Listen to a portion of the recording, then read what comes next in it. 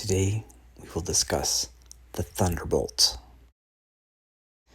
The mech is also known affectionately as the Tbolt.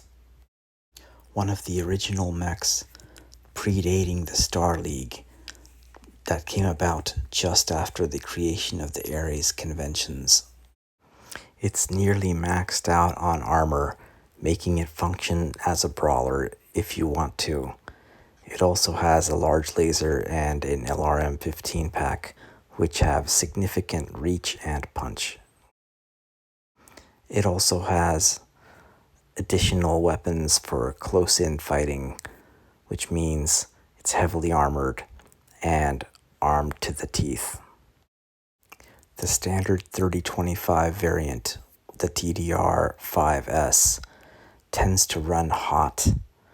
So it's kind of like a stalker in that you can't just use all its weapons. This means it's a trickier mech to use, but it also means it's got more options available to you.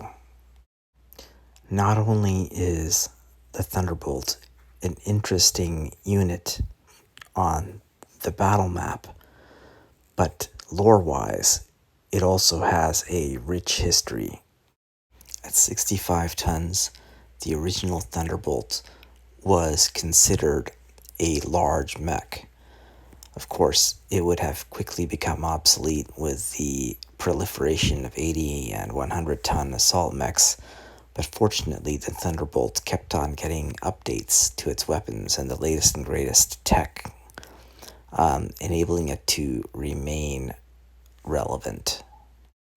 This is a scenario in which the lore matches the tabletop somewhat. The Thunderbolt seems to play like it's heavier than its actual weight, if you know what I mean. Unlike many brawlers, which are kind of stuck in that role, the Thunderbolts can double in other functions. Easily, it can become a DPS support unit. This does not require the changing out of parts and the redesign of a variant. This only requires your changing your choice of weapons use on the map.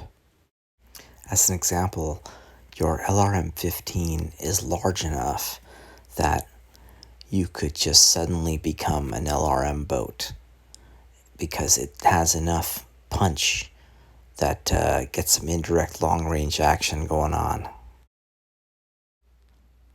And as a tabletop player, a trick, if you're not using the most basic entry-level rules anymore, and your opponent allows specialized ammunition, a good trick is to switch out the SRM-2 ammo for Inferno rounds.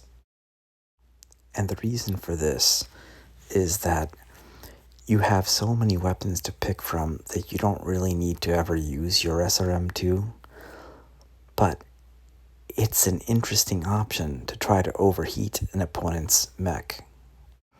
Or again, just use those Inferno rounds to take out an annoying infantry platoon. So just having the Inferno rounds in your SRM-2 changes the calculus of the opposing player. You don't even necessarily have to use them. And if you're using more advanced rules where you allow fires to be created and things like that, well, you can just pop some off to start some fires. And because you have a lot of weapons, you have some LRMs, you've got your large laser, you've got medium lasers, got the SRMs, you can choose what weapons you have that are the most likely to hit at any time and only shoot those. There are also a lot of variants to pick from, even some that have jump jets. You will likely like some version of the Thunderbolts, but if you just take the stock 3025 TDR-5S, that's a good one to start with. So now let's go check it out. Let's go whip out the old TRO 3025 and see what it has regarding the good old Thunderbolt. This being one of the original mechs of Battletech. Here it is, Thunderbolt. Now let's flip on through and take some quick mech porn here, looking at the some of the old arts. Many unseens in here. Look at those things. Oh yeah, here it is, the Thunderbolts. And here's the flavor text page. And in case you missed it, here's the still shot of the spec page. And here's the still shot of the flavor text. The Thunderbolt has gone through many heroics and accomplished many things. And there are also lots of variants. So let's start taking a look at some of the variants. The 5S is what you assume you have. It's the standard 3025 Thunderbolt with the LRM-15 large lasers, medium lasers, SRM-2, and a pair of machine guns. So let's look at the Cameron Royal variant for the Star League, the TDR-5SB. This has everything you want in a Thunderbolt. It's got endo steel, double heat sinks, lots of them, Artemis guided LRMs, pulse lasers, ERPPCs, no heat problems. This thing is just great. Too bad it went extinct in the First Succession War. Now, naturally, at the same time as the existence of the Royal Cameron variant, House Davion made its own variant. A variant so nice that it could possibly take on one of these Royal variants. It's like the whole story of the Star League and the fall of the Star League, and then later on, even House Davion reconstructing a new Star League later, are kind of played out just in these variants. This one has ultra auto cannon. It's also got a large pulse laser and a bunch of medium lasers and that trusty SRM-2. Obviously, this went lost tech shortly thereafter, but it's not clear exactly what year the last of these was destroyed. Perhaps there's a hidden unit somewhere out there still in functional condition. The 1C is the original Thunderbolt, the ancient pre-Star League with primitive components, late 2400s-ish era unit. It has weapons that interestingly are identical to the 5S. It's just more backward because it has primitive armor. So before you get too excited about its 14 tons of armor, remember it's primitive armor, so the actual points are low. The 5D was created during the First Succession War, and it was a technically dumbed down variant going for just a gigantic AC-20 and an LRM-10 to try to fit the AC-20 as its only weapons. And here's the loadout for the 5D. With the autocannon and the LRM-10 as its only weapons, with extra ammo for the AC-20, this has less heat problems than other variants. The 5L is considered the lost variant. It's lost because it only existed for 26 years. Basically, as soon as the First Succession War began, the ERPPC went extinct. And the lost variant was an attempt to replicate the Royal mech from the Star League, except without the ERPPC. So they tried popping in the ER large laser in its place and a couple other minor tech downgrades. Unfortunately for the 5L, more tech was lost shortly after it went into production, and the 5L became impossible to build with the loss of case technology, and thus the next variant was born. The 5LS was an attempt to keep the 5L going, even though there were some significant losses of tech, namely no more double heat sinks and no more case. But maybe the 5L can keep going anyway in the primitive LS. However, little did anyone suspect that the LS would become lost tech too. A few hundred years of stagnation occurred, and there were no variants made, no new updates. But then, in the early 2900s, the Eridani Light Horse updated the Thunderbolt and came out with the SE. I mean, who would have thunk of putting jump jets on such a heavy mech? The SE was a success, and shortly after, several other new variants came out. So shortly after the Eridani Light Horse version, the SE, came out, Steiner couldn't allow that. They couldn't allow themselves to be outdone by a mercenary group, so Steiner came out with the SS version. It's more direct fire, almost Kuritanish, but don't ever confuse this Steiner version for a Gottlos Kuritanen version. And in case you didn't quite catch that, what I was trying was to say godless Kuritans in very rusty German. With the fortuitous discovery of the Helm memory core by the Grey Death Legion and their spreading of the data as far and wide as possible, tech upgrades became possible, and that's where the 7M comes from. The earliest tech upgrades that came about just before the clan showed up were the ER large laser, the SSRM2, and the case, so they got stuck into the 7M. And then the glorious galaxies of Jade Falcon. I mean, those damn clanners. Yeah, I'm not a clan sympathizer at all. No, I hate those clanners, yeah. Well, basically, the 5SC is whenever a clan warrior captures a Thunderbolt, they tear off all the guns and stick clan guns on there, and with the weight savings add more single heat sinks. That's it.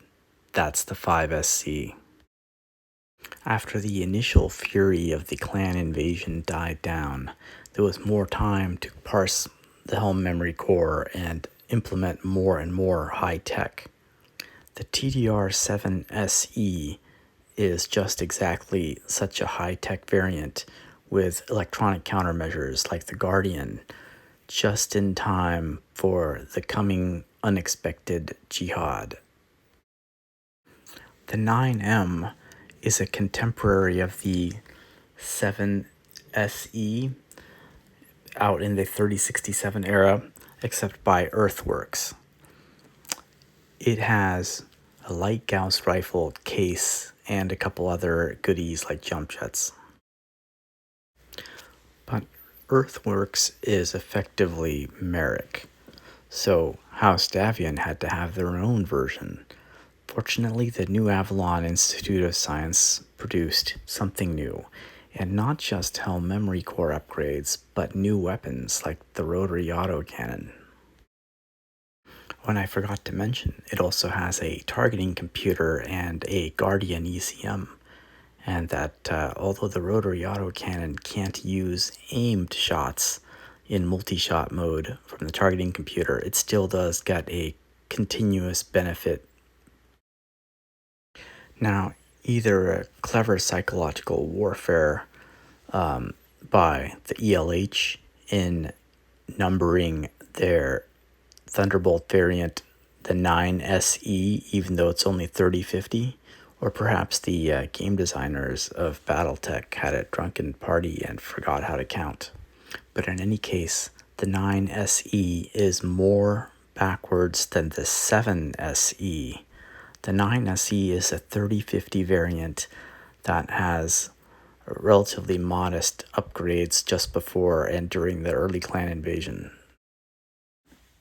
And last but not least, this is not a standard variant or a production variant, but rather the mech of a specific pilot. During the Third Succession War, Galtor campaign, Lieutenant General Mary Tallman used this specific variant. It has lots and lots of medium lasers and a large laser and lots of heat sinks. So it's like a short range-ish brawler, except it's still got the long range with that large laser. Naturally, as these are quite different in their designs and eras, their win rates are significantly different, from a low of 44% from the primitive Thunderbolt from the 2490s to in the 80% range for the 7SE, which is a Jihad era mech. No surprise there.